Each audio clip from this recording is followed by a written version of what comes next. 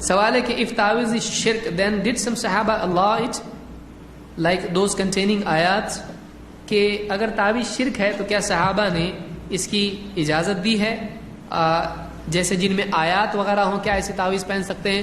کسی بھی صحابی سے کسی صحیح سند سے ایسی کوئی حدیث نہیں آئی ہے کہ گلے میں تعویذ پہنا جا سکتا ہے، چاہے وہ قرآن کا ہو یا غیر قرآن کا ہو، کوئی دلیل اس کی نہیں ہے۔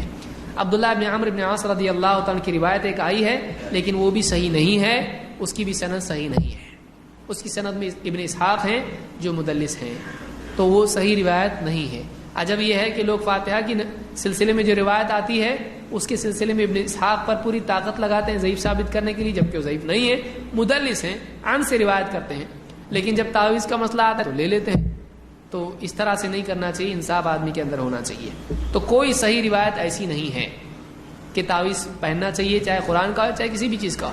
بعض لوگ کہتے ہیں قرآن میں شفا ہے نا، اللہ نے کہا نا قرآن میں فی شفا، جو اس کے اندر شفا لما فی الصدور، اس میں سینوں کے اندر جو بھی اس میں شفا ہے۔ آپ بتائیے قرآن میں شفا ہے، شفا کا اپنا اپنا ایک طریقہ ہوتا ہے، اور آپ مثال کے طور پر شہد میں بھی تو اللہ نے کہا نا شفا ہے، کیا کہا؟ فی شفاء للناس، اس شہد میں لوگوں کے لیے کیا ہے؟ شفا ہے۔ قرآن میں بھی کیا کہا؟ یہ شفا ہے۔ تو آپ قرآن کو کہنے کہ قرآن شفا ہے تو اس کو گلے میں باندھنا چاہیے، تو بھی شہد میں بھی شفا ہے، اتنی بڑی باٹل باندھیں گے گلے میں؟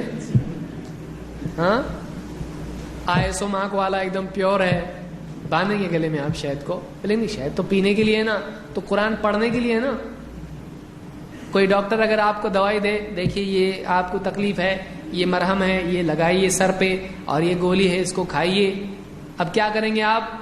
گولی بھی لی، مرہم بھی لیا، دونوں بوتل باندھے گلے میں، اللہ اکبر، نماز بھی پڑھ رہے ہیں، مسجد میں سب دیکھ رہے کیا ہوا ہے اس کو، بولے اس میں شفا ہے۔ تعویذ باندھتے تو یہ کیوں نہیں باندھیں گے؟ اللہ چاہے تو دے سکتا ہے شفا۔ ارے پاگل کہیں کہ کھا اس کو۔ اچھا دونوں کھا بھی نہیں سکتا، ایک مرہم ہے اور ایک دوائی ہے، مرہم بھی لے کے آیوڈیکس کھا رہا، بہت اچھا ہے، چلے گا؟